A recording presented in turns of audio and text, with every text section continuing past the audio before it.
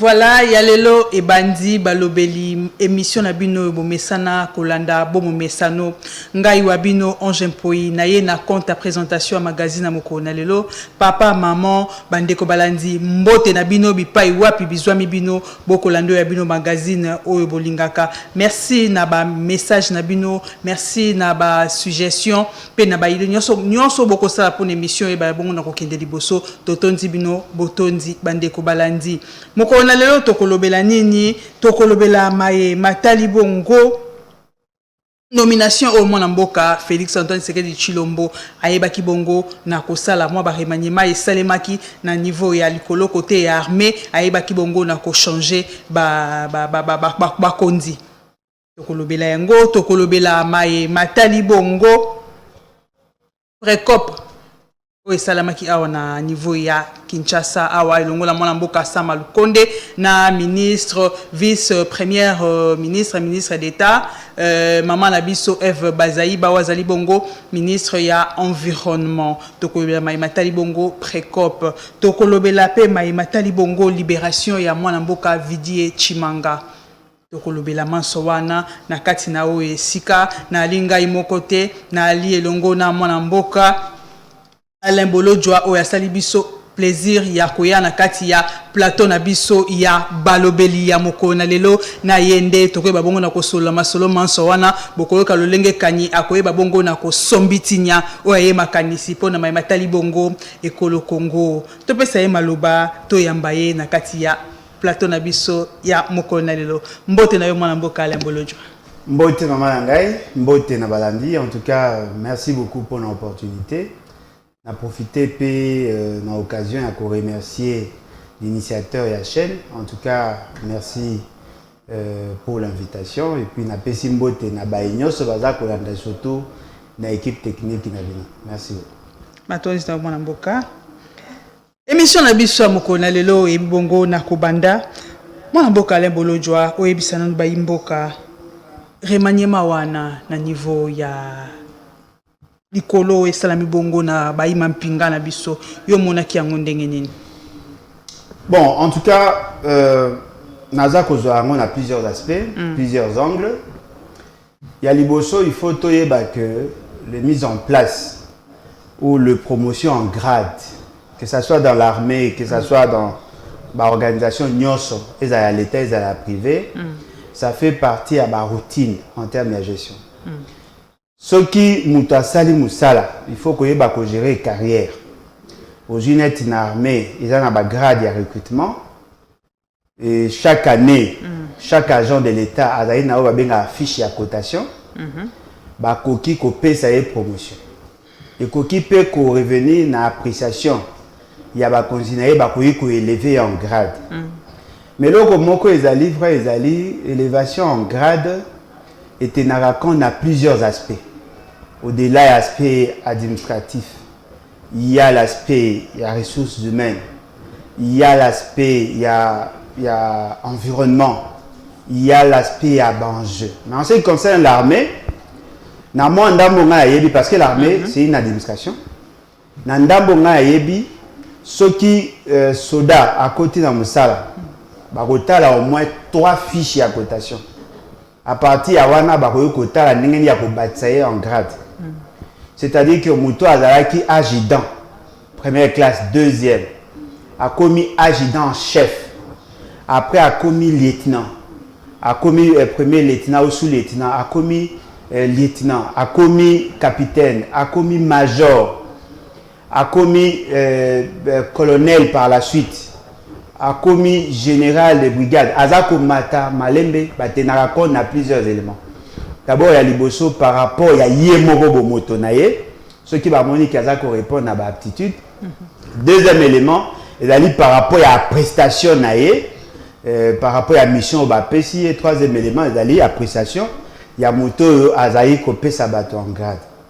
Mais la prestation, il y a Moto Apé Sabato en grade, il y a raison non objective. Il y a la prestation, il y a même si pas à l'angoué, à Bossani, à Pessi Moutou grade. Et vous avez pour jouer dans la famille, dans la relation, dans le sentiment, dans le moment où vous avez ça. Vous avez pour créer la frustration. Namoni, M. Félix Tshisekedi Tamba à Koti, naturellement, il n'avait pas la confiance de l'armée. Il n'avait pas la confiance à l'armée. Avant de considérer l'armée locale, il y a Kabila. Azaki n'a pas ça à ça mise en place.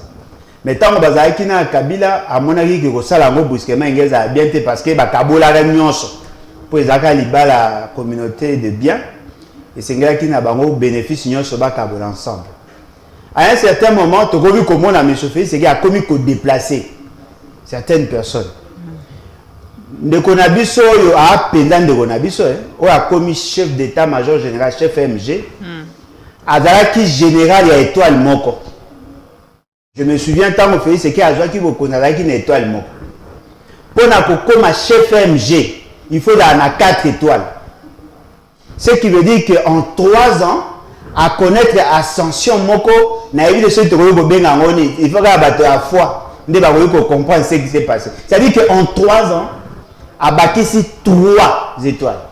C'est-à-dire que chaque année, elle allait élever en grade. Chaque année, elle allait élever en grade. Aujourd'hui, à commis chef MG. C'est-à-dire qu'à Kouta, il y a 4 étoiles à l'équipe. À Kouta, il y a 3 étoiles à l'équipe. À Kouta, il y a 2 étoiles à l'équipe. N'a jamais commis poser question.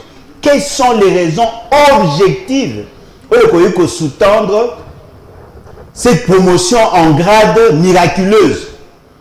Soit le critère confiance des actes dominés ou autres critères, mais sur le plan objectif. Tout ça qu'on comprend dans notre. Et puis, sur le tali, va déplacer Kaka, chef MGT, va déplacer plusieurs autres. Dans 4 Nabango Ops, a changé Adem, a changé Rance, a changé, tu as mis poser des questions, a changé Bango par rapport à ma fait conjoncturel. Tout a changé par souci. C'est pour tout ça n'a été que tout ça la réforme et armée. Tout l'ingagi que mutaza ko mata échelon a mata na ndenge ya malamu. Le lo na za ko mo eza lokola mwana ya botami na amino na koyeba kolia akomi kolia na andika bato ba ko poser la question abi au mwana aza monstre toni. Automatiquement ça crée de tension au niveau de l'armée. Bato mso ba hotel ngana ya avant ye azaka subalterne na ngai ako kokoma chef MG neni ngana na 4 étoiles ce qui okuna le moi qui bonga ba remplacer parce que général Mbala azaki na ba faiblesse na certes mais il ne pouvait pas être remplacé par Mouto azaki na grade inférieur na ye bo matisi na lenge les longi azako je suis sûr et certain dans l'armée ba CPT moi pour na biso l'armée ezali corps ya discipline. Certainement que bako tempérer na or Yamabe à M. Félix, c'est que pour ne pas éviter qu'on faire sombrer le pays dans les cas. Moi Mboka Alain Bolodjoa. Et ça les marandeng ni ezara après combien d'années ndé sengeli muto ba bongo na komata ba matisa ye bongo pété. Non, objectivement na administration il s'est au moins 3 ans. Objectivement. C'est-à-dire que chaque agent de l'État a une fiche à cotation na lobaki. Chaque année, bazako ta affiche à cotation, bazako apprécier prestance, bazako ta la nyonso, batala la nyonso. Et le lenge à kolata, le lenge à nini, ou peut-être à ça qui formation ou concours. S'il y a concours, là, après vous avez l'exception. C'est-à-dire que l'État vous dit ok, na na posa ya bateau, bazali ba généraux, ba ko ça la concours na telle place. Akoyi ko connaître promotion. Mais ils ont une année, apprécier 2e année, 3e année, à sali 3 ans malamu, topé ça y est grave. Ou sinon, s'il y a un poste, où ils allaient vacant, et que Batou Bazali est belé, où ils vont remplacer, en ce moment-là, on choisit parmi Batouana, la PSI promotion. Nangina président le Moro. Makambo et Salami Kaka promotion en gradité. Il y a aussi transfert à compétences en termes de fonction. A commis général, il n'y a pas longtemps, à 4 étoiles, a commis chef MG. En peu de temps. Et d'après nous, le seul critère où c'est basé dans le lelo, il y a un critère de confiance. Monsieur Félix, c'est qu'il y a un kubanga baninga, abitika na zoye le quoi il y a la qui allégeance, na banda ko sala promotion, bani ko mati sa mbangu mbangu, le quoi moi na classe. Azaki na première année, après na deuxième na ezaka boete. Parce que dans l'armée, le cours à l'université. À l'université, il y a des épreuves. Il faut avant ma classe, il y a des épreuves. Et là, et puis, la réalité, tant que matagrade, il a changé cycle. Il y a changement à cycle. Aux ans à brigade, au commune à Botio, au commun chef PMG, au passé dans l'étape belé. Et fort malheureusement, un lieutenant général ou un général major, on ne prend pas comme un sentiment pour na. Non, pour moi l'amboka les bolo joie, moi l'amboka a mérité qu'on soit bonga wanate. Non, à coquille qu'on mérite en termes il y a bravoure, mais pas en termes il y a gestion du personnel. Moi en termes à bravoure, n'a pas été n'a pas eu que commissaire Moutou chef d'état-major, tout une rébellion. Bitumbe salama qui se ko Moutou moka sauver la vie. Abunda qui m'a casse to bien. Le quoi tout une rébellion, tout commissaire. Ouane dans la cadre de choses. Mais sur le plan formel, au que ta promotion a été en 3 ans au commandement de 1 étoile à 4 et Tigo machin. Sincèrement, je ne suis pas vraiment convaincu. Je ne dis pas par ailleurs qu'il est piètre, mais je considère pour ma part que les amis ont émotion à Félix Sekedi. Bon, monsieur Félix Sekedi. Émotion par rapport à parce que on est qui pembe na ya moyete on est saile musa ndenge longo banya ba mériter sikawana. Bon, et donc les alliés, tout dans la gouvernance est caractérisée par la raison ébélée, et que jouer par la tribu, et que jouer par des relations personnelles, et que jouer par prestation par rapport à une mission confiée. Mais ceux-là ne sont pas de critères objectifs. Moi j'aurais souhaité, bon, dans l'armée on ne peut pas procéder par concours. Parce que l'armée a la réalité belle. Et croyez que par exemple que chef MG à Longwe, Longwe pour des raisons qui vient en grade après lui, juillet commissaire Sika. Moutouana a connu que secondé. Né la lobby armée dans son administration, bazali na ADEM, bazali na OPS, bazali na Rance, et bazali pour accompagner chef MG. Voyez-vous? Le quoi par exemple pour moi que chef MG a un problème bon si bon adjoindre mutu moko moi ce qui adjoint moko na ya comme ici ka ya zali ba tu ba un peu normal mais vous ne pouvez pas prendre une brigade spécialisée mutu azaki na charge de la sécurité ya monsieur Félix Sekedi a matigrade paf chef MG ba oh les amis ba ko ko kalisa c'est que frustration et pour créer na personnel wana il y a des choses à craindre. Bali liko na ye ekbotisi déjà moi ndungu nuku kati na bango bako ekomi ko sala déjà bien té na kati wana. Ah là c'est sûr maman ngai. Et ça ka to ko bané yo ye okuti société chaîne na bisoir. Obundi sali ba émission et pesi ba audience au moins ka mutu moko ye aoti soki mboka pasteur baka mboka nzakani. Aoti soki mboka kuna soki na manono soki na katako kombe soki na faraje soki wapi paf akomi bango moko biso to bundi na chaîne to pesi yango audience ayeka siko akomi moko omoni ekreaka ba biloko wana ce sont des humains et loko ezali vrai bato baza kokanisa que ça fait partie à pouvoir discrétionnel non tout agent de l'État a une fiche de cotation bato bakotaka ba militaire baza. Ce qu'on a dit dans le secrétariat général, il y a armée, il y a défense. Au Congo, on a bateau sur le personnel militaire. C'est la même situation au niveau de l'administration publique. Mais depuis M. Félix Sekedi, il y a qui pas Kababilo pour en atte. Je vais un exemple. M. Félix Sekedi arrive à Kouti, il y avait une direction au niveau du ministère de la Finance, la direction de l'audit et contrôle de gestion. C'est une direction stratégique en termes en termes de blanchiment d'argent, la gestion de la finance publique. C'est vraiment un ministère, une direction stratégique. Et l'équipe même IGF, parce que Bango Bata la rappeler la carte en profondeur. Directeur Azara qui a balongolé. Pour nanine abimaka na mboka akendaka makambo ya constitution ya santé. Et pour arriver que jour où il y a une zonga, bakangi frontière na maramba Covid. Il y a 3 mois, monsieur Félix Sekedi a fait ça. Il y avait des chefs de poule. C'est-à-dire que chef de division, bazalaka. Au lieu de chef de division pour remplacer un directeur, non, juste chef de bureau qui n'a jamais travaillé. À l'équipe, dans le ministère. Le chef de bureau, commissaire directeur sur base d'infos. Ça crée de frustration dans l'administration. Ne soyez pas surpris que l'ONU va passer. C'est la même chose avec l'armée. Ils ont un bandit grade assez, mati pas de manière miraculeuse, commis. Généraux et consorts. Ce que bateau va y baka bango, bandara kozana bango. Bakoka mate. Et ko koma zba bia. Mboka ngo ezande boye. Abundana batu na yeso ki bakolonga balonga. Tanga ko pesa ordre batu ba obo. Yeso ko linga la kisabango ki a mokonzi. Akobana sko ko kanga bango. En ce moment là batu ba komi ko travailler sous tension, sous pression, sous kasuko remona rendement ezamabe. Nous ne voulons pas que tout le baké mutu tel ne bonga za la mokonzi na même mutu pour za domaine.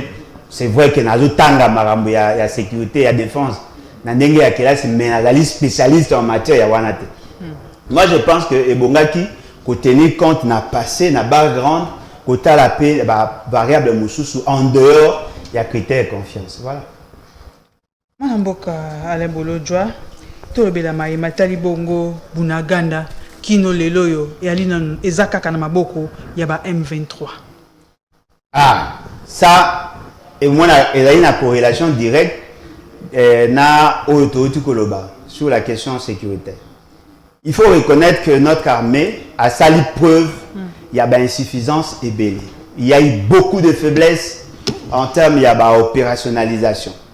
Mais les gens, commis poser question Mabé et où tu vas. Et donc, à l'Iboso, il y a le baboy. Beaucoup de retard dans l'archive Nabil. Le secrétaire général de la défense, le ministre en charge de la défense, il faut répondre à l'invitation. Il y a des parlementaires, il y a des parlementaires, il faut répondre à l'invitation. Mais comment vous avez ça la makambo et la bien? Non, le problème n'a pas commencé avec nous. Le problème a commencé avant.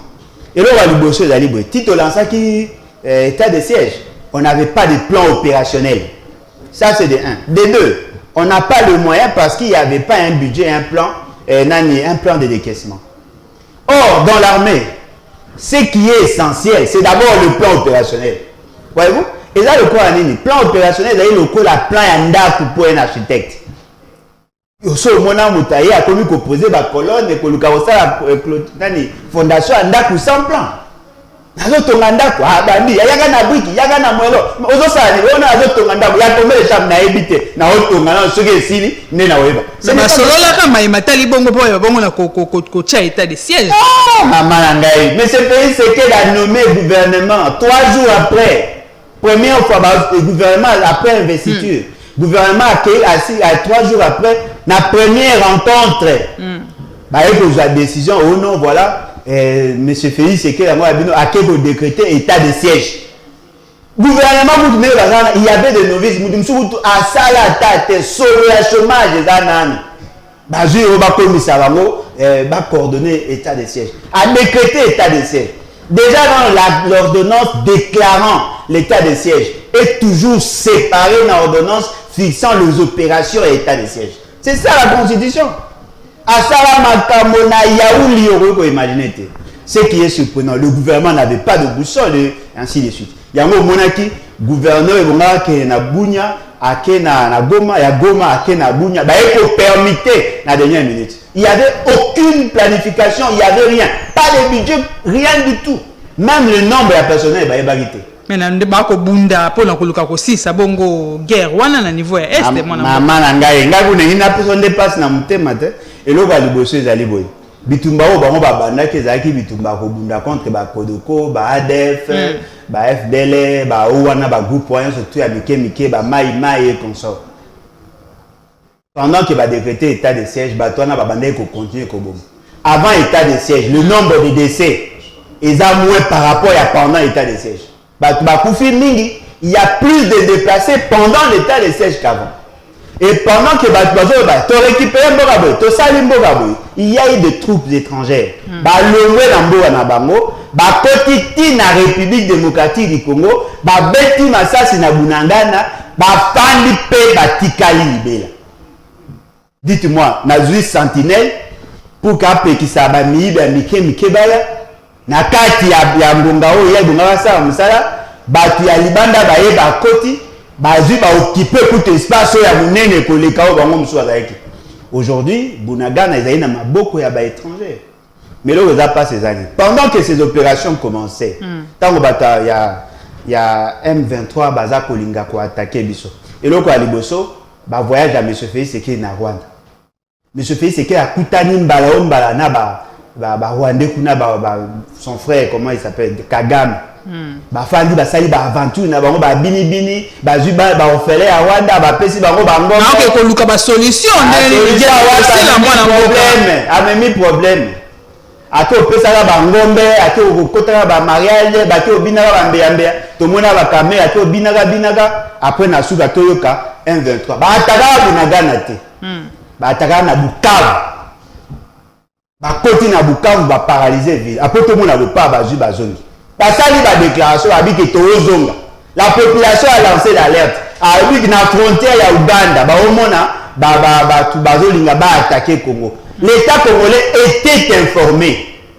Mais là, vous avez quand on va ba koti ba bomi.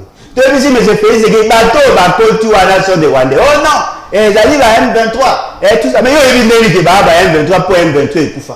Allez qui si ba tout temps dans les futilités, ba débat inutile. Et pour arriver que ba ju. Tu as vu si la sont des Rwandais. Non, ce sont des Congolais. Ba oui, ba rebelles. Tu as vu si monsieur Félix que ce sont des Rwandais. Non, ce sont des rebelles. Après tout Soutougui, ceux qui sont na Kagame, ceux qui sont je condamne et tout ça, bagarre terroriste. Papa, au changer non seulement changer, mais pour cerner les vrais problèmes. Aïe bah il peut gâter. Ngonga wana ndengonga bango sko babanda ki komi préparé, ba fandisi siko administration na bango. Ba kosi batwa, oh non, to récupérer Bunagana komi na maboko ya armée congolaise. Bozo posta. De bolingi Congo te, soki bolingi Congo, il faut bon dimara Bunagana za maboko ba militaire congolais. Puis ils ont reçu na bateau ba vivara kuna marambo no bolo déjà le kuta. Oh te, bolinga a fait sécurité. Et comment ça le bidi kamba Congo ba lion na fait sécurité. C'est comme si fait sécurité na 40 à bolingo, faut tout temps combler. Tobi na bango bo kene mabe. Tobi na bango ke ba soldat ba ole la ba na bilo oliate. Moi soldat na syndicat. Soldat le la pas ndeko. Ndeko nanga ikende ko kipelenga bana kuna biso a mobulu depuis to yawa prime de guerre yaka difficilement. To na ba difficulté sur le nangé zabwe. Oyoki ma okosungi, osungi lendi osungi mari meke ilobo golema. Biso ne to oza ba information lobi bo kipe ba militaire, ba ila mabe, ma mboken. Ozo imaginer gouverneur ya province nani, Nord Kivu. Na ya Ituri. Bake babundi bakomi kozwa ba mbongo ya ba taxi ya ba mama wenze ba olela bakomi ko asphyxier bango ba boutique ba opérateur économique bakomi ko tia bango pression. Na uta ko sa déclaration moko dernièrement le bi que kala mingi te bakoluka ko récupérer Bunagana. Ouais, mais wana ya le bi na fait c'est que ce que la fait c'est que il faut comme ça nga yo ndima fait c'est que et là on y a wo ba malongo mutoko ko zongo poser. Félix Sekei a lobby, il y a des avancées na Bunagana, pardon na Nord Kivu, na Ituri. Ba poser question avancement ya nini, quels sont les éléments palpables yo ko ndima. Ba ko ndima ka avancer. Yoka réponse ya mokozango ya bino. A lobby oh non parce que les recettes ya province et mati. Oh, bino de bela ki mo que l'état de sel pour la luka ba recette. N'est-ce pas là qui pour la constituer pour rétablir la paix? Il y a des enfants qui ont qui mabitumba. Bibembe abana biso la ko joncher la babalabala. Ba mboka baza ko tumba. Pona botamwa na mboka mo ata boke na mutuka, il faut que ça cortège na armée. Au fouti billet, au fouti na mboka cortège. Après ya zo fana zo ba biso ba avança mo ya zo mona wapi. Ale wana na gombe sika afani soki na njini soki wapi. Soki na ngaleba ale wana zo fana na kotala maemanso wana mwana mboka le bolo jwa tout le monde était armé na biso ezali bongo infiltré na baba Rwanda donc avancer ndenge nini donc avancer ndenge nini pona koluka kosisa bongo bitumba wana pour chaque fois bolinga bosala pas bozonga na sima ba information nyonso ekozala bisa kola wana mututi mbisi apolaka na mutu bino bozolinga boza invitation eza partout tina bambeto ya bato wana invitation eza partout etika na invitation eza te partout na bambeto na bango partout invitation eza baobungisa invitation te bazolinga nde bajustifie ndenge nini bakomisi bino esika wana osomona mutu aotinda soda na guerre atindi biloko aolia te yo somona mutu aokende bitumba atindi leloso na madeso ya basoda madeso ekemba osomona soda okende na guerre bapesi ye prime te confrère na bino Israël mutumba lobi soda azwaka prime de guerre ya $20 bakanga ye babenga ye mbangu bato nosambisa ye eloko eza surprenant soda azwaka 33 500 francs ya prime de guerre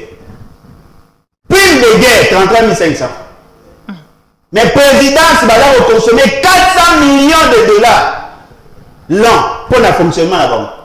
Armée a moins de mbongo que par rapport à la présidence. Bon, nous invitation invitation est partout. Na ba meto na bango partout. Ce qu'on voit ça ndenge ni. Balonga toi na posa mboke comme mboka malonga. Ba oh le continue nous le connaissons na bo. Balonga. Ce n'est pas normal. Est-ce que vous pouvez imaginer? Na mboko bwana posa bolonga bitumba. Mbongo nyonso ekendaka na présidence tamboso ndenge akomi tabati bakokaka mpiaka te tane bakomi ta Félix Tshisekedi ta Malukonda nga babino mais tala soda azangi tenue militaire. Ça c'est quel genre de pays? ezaka yaki longe na fanya ndako na ngabo naza na mbongo te mwana na nga aza kobela baobenga bango na classe na kosombela mba na kosomba masanga okosombela bato masanga mpo bamono danger yo so omona wapi na mboka normal. Ouais, Babel, il a dépensé 6 millions de dollars. Pas pour tout allié, il a dépensé 4 millions. Soldats, ils ont 4 millions. Au fond, ils ont 200 millions. Ils ont 57 millions. Ils ont 41 millions. Ils ont les bimakao et kendara. Bon, on a na. Bambo na batata na bango. Faut tout na bango so eza bambo na batata na. Na futa le mpo basaka na mbongo. Na futa le mpo basaka na mbongo. Tu fous un peu pour soutenir l'armée pour tout dans la Kimia. Patrouille, patrouille à Kinshasa. Les policiers ont commis conventionner la population pour passer la cotisation, passer la tintane, pour le sommet carabia. Au sommet, on a normal. Au sommet, on a normal, soldat, il y a tenu, il y a payé Moussous. Au sommet, alors, tu m'as dit que dernièrement, moi, on na numéro 1 à la police na biso Kasongo o ya yeba kibongo tinda musala mama numéro 1 ya Kinshasa oyo ayeba kibongo na kotinda basala kibongo bouclage munene na niveau ya commune ya Lingwala pona koluka bongo kokanga ba Rwanda ba kote kibongo na kati bongo ya Kinshasa ye mutalobi o ba ta réseaux sociaux mutu balobi Poatinda ki belema sur place. Bataki bouclage pour na kokanga ba kulu na ba teka bangi. Bouclage ya kokanga ba Rwanda wapi? Na biso ba Rwanda ba na ba mbeto, okanga rembe wapi? Ba beau frère, okanga beau frère, ah na bongo. Yo ga sa hotel mutu mo ga bi, to ni ska ba Rwanda ba zali ba kanga ba China prison beki ba libérer après. Vous pensez que ba to ba bala mama botika olota. Félix Tshisekedi azobundisa ba Rwanda te, Félix Tshisekedi azako distraire les peuples. Rôle a fait ce que les qu'on facilite à ce que la balkanisation est effective. C'est ça son rôle, à être dédouané Rwanda. Tout va faire ce que na Rwanda bazaba tumabe. Non, yo nani obo ya Kagame. En bon, yo obi ke biso na tobo ya Kagame, yo faut boyer le point. Tant que to boya ki yo ndingi. Siko yo boyer le point. Boyer ni.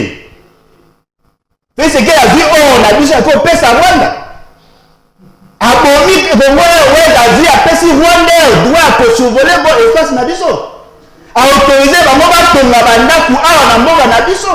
Nous tous sommes à autre pote, il faut aller à Goma, pas de la Rwanda. On va continuer na Chilejelo. Moi, seulement un beau café, c'est ce que tu l'as dit, c'est un bon dimaye karaté. Nandimi, à son bamon très cher. T'as un comme. Nandimi batwana osaba ntinza ba osasani tanera komi zwa siko Félix Tshisekedi ya kala zwa Félix Tshisekedi ya lelo comparé na fonctionnaire ya kala na fonctionnaire ya lelo fonctionnaire comme le ba likaya batu nyonso tu baza kolela ka bango nde ba OCP Tu as vu comment la bateau, tu as vu ça la publicité. Au moins, les Canadiens, tu as fait, on le va en pays, c'est que nous, on a tambola na makolo. Ah bon? On a tambola na makolo avec dignité. Nous avons tambola mis tout cambo à Moïbi. Au comparé nous voulons assez que Congolais surtout a un espoir. Toi, on a posé ça au monde la pays, c'est qu'il y a qui t'a opposé. Tu n'as rien dit. Toi, on a posé ça, mboke changer. Azar, on a pour population, l'inga qui a zala. Non, l'inga qui est l'intention à Kabila. On va dire à Kingakati, maman, mais d'une Kingakati, et le bureau à Kabila. Il y a un abara, on n'y a jamais Kabila, ma boîte à service. Et vous m'avez dit à ta qui est à ta vide, et la table pépé, oh mine, gouvernance est dit. Mais quand on va imaginer ma malangaï, Batu Barobi na biso, le barabopo tolinga a fait ce qui était. Na lobi angwa. So quand on a carence à bolingo, aluka batu mususu. Biso tolinga a Congolais, tolinga a nation. Toi on a pour ça bolinga été, bolingo c'est méritacle. Vous posez question et pas monsieur Félix Sekedi. Nyonso ya mabe ya kuta a hérita d'après. Akuta a permis de conduire. Et ça? Mais quand on imagine maman, mboka le roi Congo, batutu ba ko tambo ba tamabombo. Yo so mona mutuka eza otama andela mutasala infraction, batu ne permis de conduire. Mutu mota na permis de conduire valide, ne totama mboka. Na nengo simbi point wana to lobela pe point wana mbala moko o etali bongo mambo etali ba permis de conduire o le numéro 1 à la police a yebisi na ba policier na ye batungisa ba nyonso ba lina ba permis de conduire te po pamba te biso toko ça sous ba permis de conduire awate to alina permission wana te papa général et là on a ces plans ezaka tango lobaka olakisaka ke Félix Sekedi na bazune bazana bango atana tango bunda koza sérieux te. Ceux qui déjà policiers azo bisayo ceux qui mutasala infraction bokanga été parce que ba konzi chana na koloba isu ni yo so mona na mboko yo depuis to tambola na Congo o so mona mutatambola na mutuka to na eloko sangaza na permis de conduire. Permis de conduire a une durée à validité de 5 ans. Félix Sekedi a sali 4 ans maman, 4 ans. Le permis exact. Ayebi ata maman ata soko kepa bano la sala ba informatique ba bureautique amike ba ko ça le conception a permis de conduire. Tozangi en point. Vous pouvez dire ata ba permis de conduire à l'ikuta mais oh na à l'ikuta na solo exact. Oh le code de la route. Et là pour le baquet ne peut conduire quand moto l'état ndimi aja. Il y a na bateau ba dara ba permis à kanda et ya kala et expira ba o continuer na yango. Et là, la bateau va aussi courir pour la kukumba siko, va au kumba. C'est que yémo va kumba la tricycle à la permité. On peut gagner. Parce que faut toi nyonso e ko zonge pa en. Félix. Mboko ko le va mbisi il a kata boîte à dire. Ba le wa mutu ba boîte. Mais le ministre baza on a pas basa musala mo ndenge lo. Ba ni ministre de transport azali wana. Nini maman. Na lo ba na o mbisi pola na mutu. Mutu de aba kata ba boîte. Yo va si gouvernement ni omona malonga oyo monyo mambo yoko bako bunda kutuna moi mwana mboka le bolo yo va ya kombo ba kombo ba jina ba film ba américain ba mi pesi ba ta bozo ba mo sérieux yo va ya kombo aju kombo na film on ça la gouvernance la dessin animé moi je pense le jour où le peuple congolais recommence plus exigeant bateau bo mona ko ba égyptien bo mona bango chute bazo mérité et l'autre côté à ta respect, bah on mérite. Maman, permis de conduire. Donc vous comprenez le permis de carte d'identité ou tout ça. Permis de conduire, moi une carte d'identité. Et ça va offrir l'État il va la charge à Nyonso. Permis de conduire, nous tout y est pour Futaka. Exact. Sinon, général Lobi, policier, ce que moi ni mutuna baba, kokanga été pour tout ça la sous permis. Général yo ça la permis. Le bac est gouverneur et à Tchana na oyo ça a permis. Ba ko ça permis de ba. So ni ko zanga pote to za susu na ko ça mambo etali mo ba permis wana te. Misolondi zangi to ko ba o maman qualité à cerveau ba cerveau a biloko so izo bo mamboka. Qualité à cerveau na tu ko yebisa yo so ko yebisika ka ba na biso ya ba université ba na biso batani ba INPP ba ISTA ba INIKI. Il y a informatique, bon ici on va bosser la conception a permis de conduire sécurisé. Bah au sala, je connais la capacité de notre jeunesse. Bah au sala, pour mieux ça. Pour aller, bah on a posé ça dans la société, la famille a gagné un marché, ça va gagner un marché. Non, t'as la plaque à la moto, bah jeune va foutre. Oye que la jeune va sonner la plaque à moto, mais bah on a volé jaune terre. Ils n'ont pas de carte rose. Ils sont mon awa puis nous la plaque sans document en tout cas. Ata bino mon gombo la moi comme ya ko pola. Nous avons mis plaque et la immatriculation en tout cas sans document. Pour son mon awa livre jaune bah na ngote. Carte rose bah na ngote. Permis de conduire bah na ngote na plaque. Est-ce que le gouvernement y a rolinga bongo bah ba bongo na kote la bongo plaque sans pour autant te bongo permis. Yo moi ba to la malunga na maranga eboni. Yo moni nenge yo mona ba ba ta malunga. Yo so mona mutu azana carte nani plaque sans document. Livre jaune la pèse à la bango avant de carte rose. Exacté. Carte rose exacté. Ni tout que est sans identification. Ba pèse bango ba faire carte ba pèse ba taximen ba numéro d'ordre ba nego tchana ba permis à mi tout quand. Permis d'aller nous tawo au salon ma bé. Aussi numéro à plaque, mais il n'a pas d'identité là-bas. Il n'a pas de traces. Et ça, vous l'avez, c'est de la pourriture. Il y a une monnaie. Le gars bateau va salir preuve. Il y a une insuffisance. Et le gars moko. Ceux qui vont on a la foule, on est talibino. Mais il y a une monnaie. Il faut conjuguer, on a passé. Et ça sonne, maman. Et ça sonne. Natambola mingite. Mais nakoma Maroc. Nakoma Moscou. Nakoma Sochi. Ce n'est pas n'importe qui peut devenir conducteur. On va maintenant conducteur. Et puis, on va système, il y a cotation. On a permis de conduire. Si on a conduire, on perd de points. Qui va porter au permis de conduire. Il y a plus de choses qui ont permis. On a pris exemple à Félix, c'est qu'il y a un tricycle en relation à code de la famille. Il y a code de la route. Ça, c'est quelle gouvernance? Sony. Nous devons à ça l'infraction ou bien tout à l'heure comme il a niveau à justice. Ah bien non, moi j'ai le droit de conduire. Voici mon permis de conduire international à la caisse. Moto avant d'engam n'a habité. Moi je n'ai pas de permis. Devant le juge, on a permis de points. Oh non, il y a un moratoire. L'État congolais a le dit que oh beaucoup de moto kana Congo le gambo kabata maboma ou on a pour ça permis. Devant ce procès, qui gagne le procès? Automatiquement l'autre, même si il y a une tafara qui m'a bé. Parce que quand on va devant le juge, on va selon le code de la route, on va selon le moratoire. On va nini.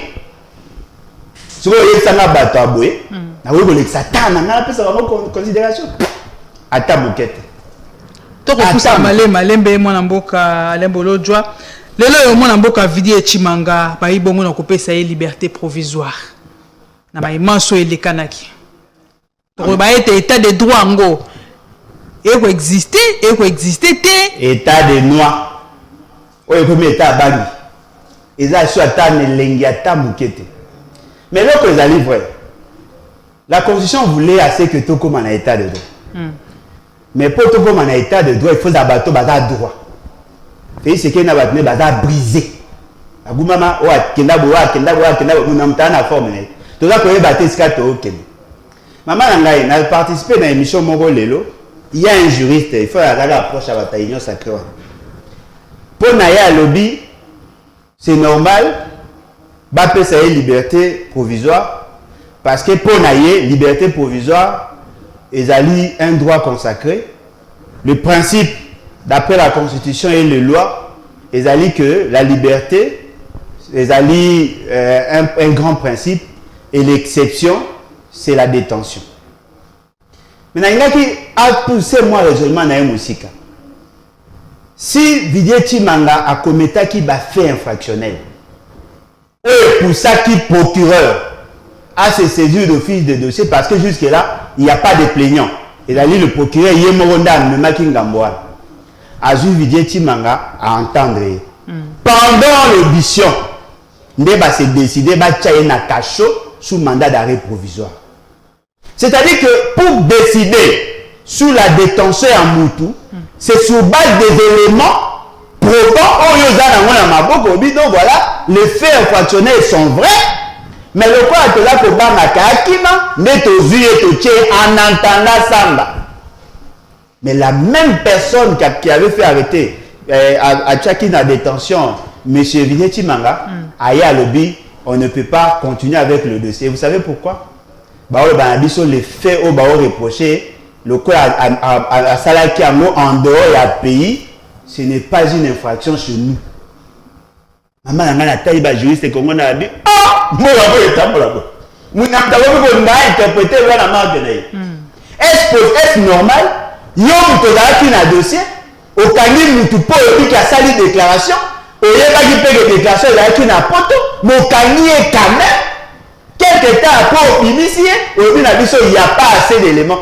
Et puis ce qui est grave, pour accorder une liberté provisoire. Mais ma fait il a beau justifier mon lobby que moi ba kanga été pour accuser qui infraction il y a sali wana asali en dehors du pays. Alors, pourquoi vous déclarez qu'il non lieu? Pourquoi vous déclarez que la démarche est non fondée? Vous accordez une liberté provisoire, c'est-à-dire qu'il y a des soupçons. Mais vous avez un peu de ça à noter. Mais ce que moi, je suis peba imboka liberté provisoire wana et comment le quoi li pananguba boko kanga mutu lelo lobby o liberté provisoire. Pourquoi ne pas poser la mutu bo sambisi mutu mbala moko soki bo kanga mbala moko bo kangi ya ki ya purger peine na yoka raisonnement congolais à solo ba tu n'avez no ba attendre pour réfléchir bote. Si vous n'avez pas assez d'éléments, pourquoi l'avoir arrêté? Politique a bien manga conseiller à la présidence. Résidence bon ana banda ko belé. Résidence na e boye désira pandaka. Soki na lupu sa soki wa. Boye bien que vous pouvez pékisa, vous pouvez même que vous avez passeport. Politique en liberté. Bo sabisi soki bo moni ka la coupable en ce moment là de privé et liberté. Ba mo ba sala aboté ba kangi onana pour vous poser question. Moi situation bien timanga. Eza kutu muke par rapport ya Jimmy Kitenge. Jimmy Kitenge a PPRD. Bakangi Jimmy Kitenge. OK, non na makate. Asabité. Je suis sûr et convaincu, même le procureur n'a aucune idée sur les raisons Bakangi. Attends, yombo. Bao de la année, après ça va raison ya Tangati pour que va instruire le dossier. Avocat, ya muto ala na boyeko, ao senga ba instruire, ba fixer l'affaire pour qu'il y a samba. Procureur abina yebozela. Ceux qui bomoye ke ba na ba élémenté. Pourquoi ne l'avoir pas libéré? Parce que le fait au Bakangeli Jimmy Kitenge comparativement à fait au Bakangeli Bileti Manga, il y a Bileti Manga c'est grave. Très grave. Parce que est touché la dignité la première des institutions bien que dignité c'est Koufa. Bozu le libérer, il y a un moment moi sur au fan de Tali. Est-ce que derrière les libertés provisoires ou les libertés conditionnelles, derrière il y a un gros anakanya kate. Tant que monsieur est gros daté que oh non voilà, moi moi je moi bon d'ailleurs tout à fait qui ça m'était fait c'est que mon candidat bango a lobby la rétrocommission ceux qui n'a pas mboka ba payer qui ça a les a autorisés. Alors dites-moi qui peut prendre le risque de faire confiance à un tel état où les juges ont d'autres autorités que la loi? Il y a des orientations. Et là, c'est grave. Dans la présidence, qui a un communiqué signé par un directeur. Azak a rappelé, j'ai la présidence à l'ordre. C'est vrai que je ne suis pas spécialiste dans tout. Mais j'ai au moins quelques notions élémentaires sur le management institutionnel. Je me pose juste la question. Comment un subalterne peut-il écrire un communiqué de service à balancer ou de communiqué de presse, à balancer à la place publique sans citer son chef qui est le directeur de cabinet? Il engage l'institution. Jusqu'à tel fait, il a sommé son chef parce que le conseiller spécial à la ligne sur le plan hiérarchique, Azam Okonzinaye Moussika, directeur à la ligne à service d'appoint, alors que le conseiller spécial à la ligne personnel politique. Ce qui veut dire quoi? Bayebi et l'auté. Alors, ce qui mboka et comme autant na ba invertébré, il y a ici que mboka est en danger. Moi je pense il faut que tout ça là il faut tout libérer justice. Et le wana maboko ya ba kaima ba votu ba dans justice au moins mboka fait ça c'est que le mbabisa que justice est indépendant donc jusque là et qu'on dépend de nan car na ngai ce qui justice est indépendante. Mais il y a recours ma solo ce qui fait ce qui mboko est un état de droit. Ici les acquis indépendante. C'est qui allait être arrêté déjà au mois d'avril 2019. la gestion sans vous compter que Yéna Kabila Bengaba déjà le 10 janvier 2019. Moi, je suis Vital Kamere. Basambisa qui est Longoli étant directeur et cabinet et chef de l'État. Ake, Asambi, ti Kino Lelo. Maman, justice, c'est indépendante. Justice à Wapi, le tombeau est vide. Justice à Wapi, maman. Ce qui est la justice à Malonga. On n'allait pas juger Kamere. Parce que Kamere est un simple directeur de cabinet. Et bon, il y a Kangamouto à ça qui usurpation de compétences. Où il a transféré qui Kamere pouvoir y a des décisions au nom et pour le compte de l'État sans avoir qualité. Il y a des instances décisionnelles dans l'État. Il y a des compétences parce que le principe de la Constitution, la compétence est d'attribution. Monsieur Kamere n'est que l'assistant de Félix Tshisekedi. Sur de compétences lui dévolues. Ce n'est pas à M. Félix Tshisekedi de prendre les compétences du gouvernement et de donner à ses amis des connaissances. Il y a usurpation de compétences. Il y a eu violation de l'article 91. La présidence a conçu un programme. Basali Sambla, Bazu Félix Kamere, Basambi c'est sous le dossier autre et Basambi ça. Et vous m'avez besoin de manière globale. Désorienter le procès. Papa Batouyani a Koufa. Nyangi, juge Nyangi, père son âme. A Koufa pour la nini, justice est comme à côté, justice est Bosson.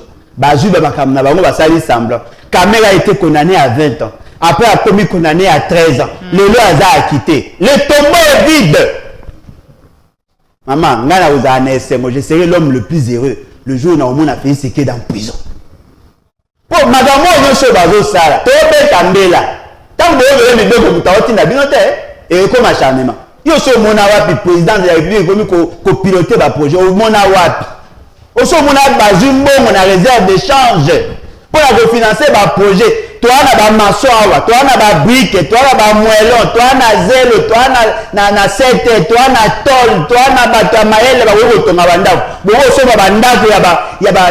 boîte de conserve, beaucoup sont en Libanda, bon, on peut y retour du et Mélama.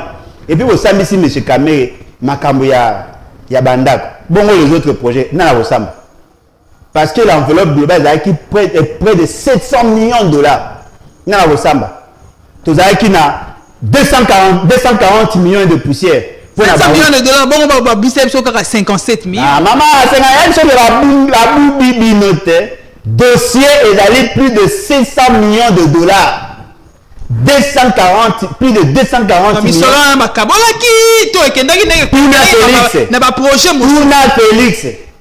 Tuna Félix. Gouvernance, il y a Bilokos. Tuna Bango, non, on va dire.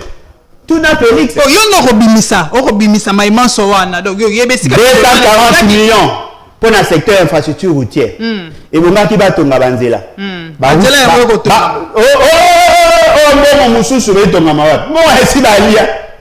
dit et bon, il va 2217 km. Il va 2217 km en route en terre. Parmi Banzela, il y a Kangama na potopoto, il y a un 4, à Kassai. Au Juana, au Longwe, Banzela, il va tomber dans certaines provinces. Et bon, il va réhabiliter, il va renforcer 24 ponts. Ça va 3 sur 24.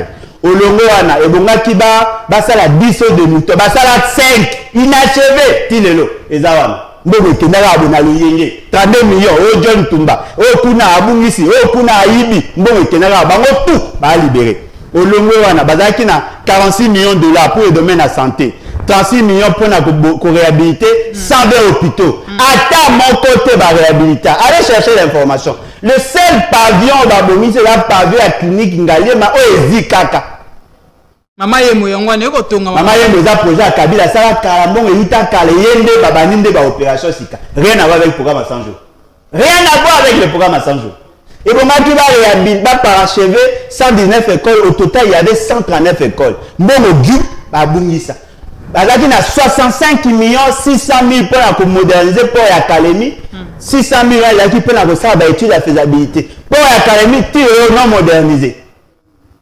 Bazaki na 37 millions de dollars pour l'éducation Boyebi. Bazaki na 57 millions pour la 1500 logements sociaux. Boyebi. Boyebi ba makambia SNEL 19 millions de poussières. Régie des eaux 19 millions de poussières. 774 000 dollars pour la produit Bambis na Sud Kivu. Boyebi projet. 1 800 000 dollars pour soutenir le projet. Il y a ba jeune entrepreneur. Boyebi ne va saka na mbongo. Et là on y va ça.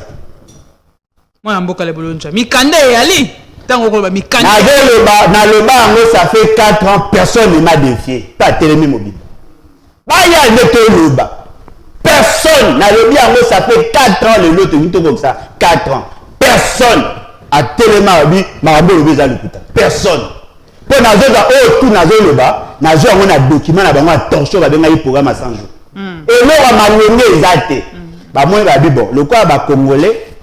Le quoi ba po ba mo mingi na ba ba shekula le quoi ba congolais ba ebi biso de yaki mamba shekula ba banque ezo simba te ba créer le big ba no liaka congolais mbongo na pete tango ba moni programme 100 jours ba lié muta réagir te ba créer ram ba lebi plus de 400 millions de dollars ba moni que pour ça mbongo ekomi ko ya ebele pour ba souffrir na obésité financière ba créer le big ba lebi na programme 145 territoire na loba na bino ça c'est de la mafia.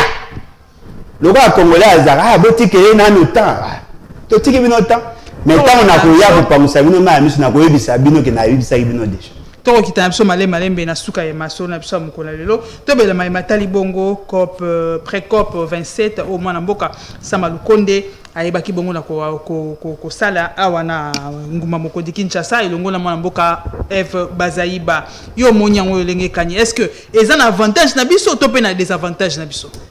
Maman Nangaï, connaître pour mieux servir. Na habité sur le Kouta na temps libakwa autant à livre nanga. J'ai écrit sur la forêt congolaise. Livre nanga allait intitulé Forêt congolaise, conflit nébuleux d'objectifs écologiques et économiques. J'ai pu quand même vendre une bonne quantité. Na loba déjà depuis 2012 parce que livre à 2013. Je ne vois rien de sérieux dans ce que ces gens-là font. Rien de sérieux, et là, Malongé et Bimaté. Maman Bazaïba n'est pas à sa place. Ça m'a le de route qu'on le battait. Maman Bazaïba n'est pas à sa place. Ah, qu'il y a des droits humains. Maman Moana est évité. Nous avons pu mobiliser 1,5 milliard. Tant que vous avez une COP à Soukara. 1,5 milliard. Après la première, non, et le Congo n'a obtenu que 500 millions. Mais comment voulez-vous, nous qui avons 67% il y a forêt à bassin du Congo, mais toujours 33% il y a mbongo au bassin du Congo est gagné. Biso a 200 et quelques millions d'hectares de forêt, biso le bassin du Congo, toujours mbongo moukié qu'on est Afrique du Sud qui n'a pas une grande forêt. Comment pouvez-vous expliquer? On parle de la forêt, mais nous n'avons pas la capacité de captation de fonds. Dans cette émission, quelque part, ça c'est la plus grosse aventure. Oh, non, tu es né jaloux. Émission. Non, nous avons pu mobiliser 1,5 milliard. Après, vous savez quoi? C'était une promesse. Ce n'est pas du cash. C'était une promesse. C'est-à-dire que les puissances qui sont des émettrices, il y a bagarre. Et qu'il y a qu'un jour, ce n'était pas du cash. C'était une promesse. La communauté dite internationale, la communauté industrielle, comme nous, nous polluer Mukili, qui engagement depuis Copenhague, il y a 100 millions de dollars dans les pays à difficulté pour que nous participer à la réduction de gaz à effet de serre. Ils ont pris la résolution d'aller dans ce sens. Ces pays-là ont souscrit, mais ils doivent maintenant passer par le décaissement. Tant qu'on va que les Nations Unies, cette fois-ci, nationaux et Soukawana, lobby, un bateau, qui va engagement, libérer. Ça veut dire que la libre volonté a ma grande puissance. Et Balina ko libérer. Bon moyen là le quoi mais c'est fait que a Chelsea ba tuma ya fufu na mbonga nyongo. Et ko ya tant musu pe ko ya te. Siko bo ninga bo kende. Boji ba militant ba parti, bo tia ba on a liste pour ba kende ko représenter république. Boji ba expert. Botiki, boji ba bimpumo na bino bo ngo ke na bango. Dites-moi ils vont faire quoi? Bo ça assemblée, bo la ba miette. Alors que l'État congolais à la ligne deuxième poumon. Nous sommes une grande puissance écologique. Mais quelle est la politique publique au bâti pour soutenir notre démarche? Il n'y en a pas. Dites-moi, quelle est la note de réplique au gouvernement sali par rapport à COP les gars. Dites-moi quelle est la stratégie auto mettre en place. Dites-moi quel est le lobbying auto mener pour que tout à sûr que cette fois-là. Et lorsque nous allons au niveau international, les personnes qui nous représentent, nous, c'est le Congo-Brazza, c'est le Gabon. Ce n'est pas le Congo. Parce qu'il n'y a pas de documents essentiels. On a imaginer, toi, dans le bassin du Congo, nous sommes à 67% pratiquement. Congo-Brazza a 11%. Cameroun, Azali, aujourd'hui, dans le nous sommes à 67%. Mais lorsqu'il s'agit de parler, on parle des autres pays que nous. Nous qui avons la majorité, l'essentiel, il y a la forêt primaire. Nous avons la forêt à Mounene, mais nous avons la ciment, nous avons la Tamsou Bacha. Maman Bazali, nous avons un discours militant et à parti politique. Au lieu de mettre en place de politiques cohérentes, on a l'analyse croisée sur les objectifs écologiques et économiques. Dites-moi comment vous avez tabou sérieux. Maintenant, nous avons un mboka Alain Bolonjoa. Maso na biso mokona lelo comme na suka okolo baboni pona kosisa bongo maso na biso mokona lelo. Ba Égyptien bozo mona oyo. Bo mona bango esute. Faut botia bango pena na passé. Nazo zo bango le quoi Jonas. Isola Jonas. Masu a Congo ezolinga edina. Batu bakomi o to bwaka bunagana poto na kimia. To bwaka nani kuma mboko osunini. Mboka boye poto na kimia. Tout ça là, tout le monde marchandise. Non, bon bois marchandise. Libabe zawana, union dite sacrée. Bon la Moussa Jonas à la kolala. Bon tout n'a y a kende Ninive. Encore na maso apoani. Jonas à la muki. Azo ba non, nzamba atinda kinga yake na Ninive. Mais le quoi nzayi na zako désobéir yango na yao. Ba juillet. Ba sagi nini? Ba ke na mali. Bon bois kabango na mai. Bon ba ngate ba okufa te. Mbise ko mela ba ngo ba okena Ninive.